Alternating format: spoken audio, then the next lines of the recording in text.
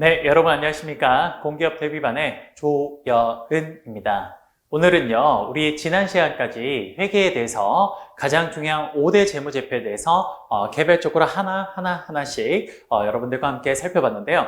바로 이 중요하다고 하는 5대 재무제표가 과연 기업의 1년의 흐름, 기업이 1년 동안 경영 활동을 함에 있어서 어떤 식으로 서로 연결이 되어 있는지를 함께 좀 살펴보도록 하겠습니다. 예, 그러면 오늘은 바로 이 5대 재무제표의 연결 흐름에 대해서 함께 가볍게 좀 살펴보면 될 것 같네요. 예, 한번 해볼게요.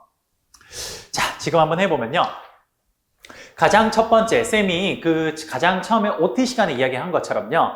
기업의 회계 재무제표는 1년 동안의 기업의 어떤 활동들을 알려주는데요.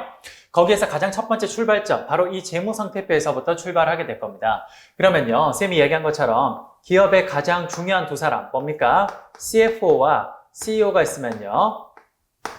바로 이 CFO가 가장 먼저 첫 번째 어떻게 하냐? 그렇네요. 부채, 남의 돈과 내 돈을 어떠한 비율로 가져왔을 때 가장 우리가 자금을 효율적으로 가지고 올 수 있는지 거기에 대해서 이야기를 해봐야 되죠. 그래서 이게 뭐냐? 바로 자금 조달을 하게 될 겁니다. 이렇게 CFO가 자금 조달을 하면요. 그 조달된 자금을 이제 누구냐? CEO에게 이렇게 전달하게 되겠죠. 맞습니까? 그러면 CEO가 이 자금을, 조달된 자금을 받아서요. 그러면 이 CEO는 그런 생각을 하는 겁니다.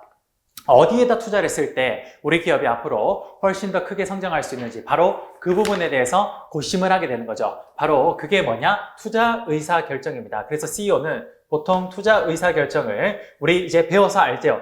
재무상태표에서 여기 뭐냐? 보통 뭡니까? 유형자산과 무형자산이 있었는데 바로 비유동자산에서 유형자산과 무형자산 그런 부분에다가 투자하게 될 겁니다. 이게 뭐냐? 바로 투자 결정이 되겠네요.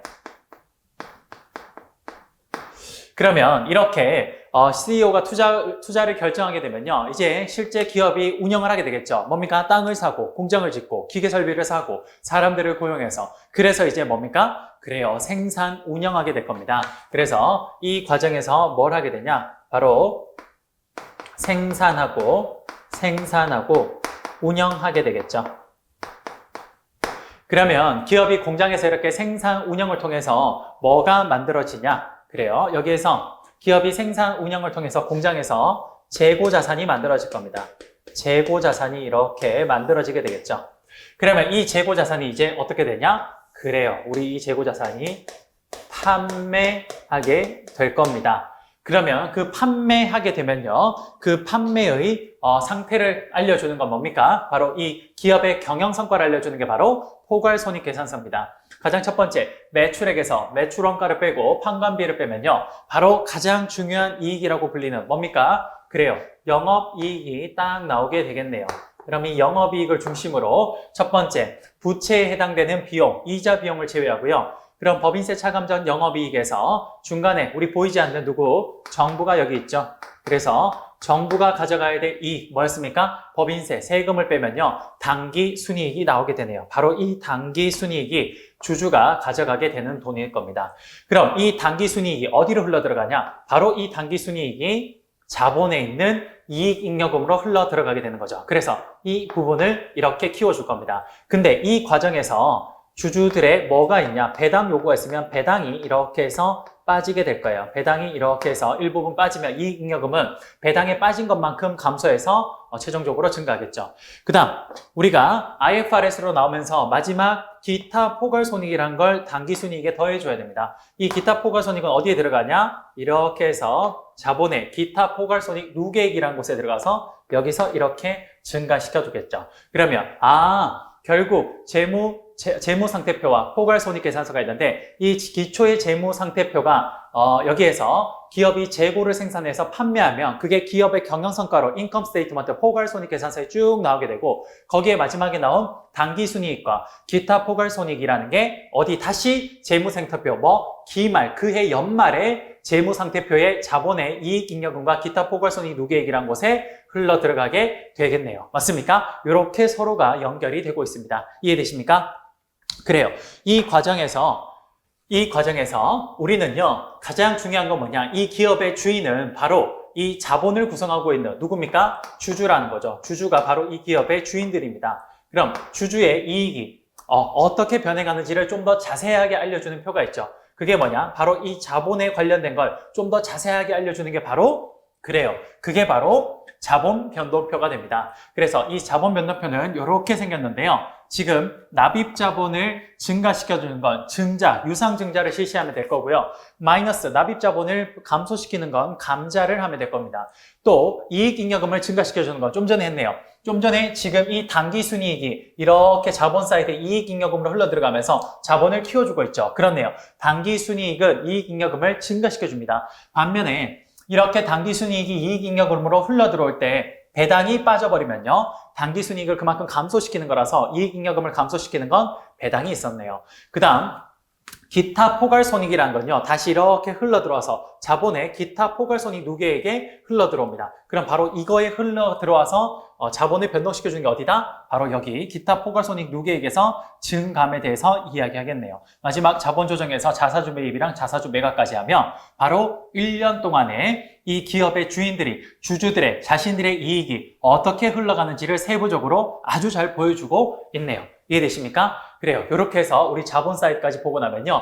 바로 이러한 1년의 과정 동안 현금, 그 기업에 마치 우리 몸에서 따졌을 때는 우리 몸의 피와 같은 존재, 그게 바로 기업에 있어서는 돈입니다. 그 현금이 어떤 식으로 흘러들어가는지 혹은 유출이 되는지 이런 것들을 봐야 되는데 유출, 유입, 현금의 유출, 유입에 대한 그걸 알려주는 게 뭐냐? 바로 현금 흐름표입니다. 현금 흐름표는요, 무슨 기업의 현금 흐름표는요, 가장 첫 번째 영업활동 현금 흐름에서 투자활동 현금 흐름을 플러스 마이너스 해주고 거기에 재무활동 현금 흐름을 플러스 마이너스 해주면 바로 현금의 증감이 나올 겁니다. 여기 기초현금을 여기에 플러스 해주면 최종적으로 그 기업의 기말의 현금이 나오게 되겠네요. 이 현금 흐름표를 활용하는 방법은 지난 시간에 쌤이 이야기했습니다. 기업이 창업기인지 성장기인지 성숙기인지 혹은 쇠퇴기인지 그것들에 대해서 설명한 건 지난 시간에 다 설명을 했어요. 그래요. 이 과정에서 뭡니까? 기업에서 가장 중요한 사람의 몸에서 피처럼 가장 중요한 현금의 흐름을 알려주는 게 바로 현금 흐름표네요.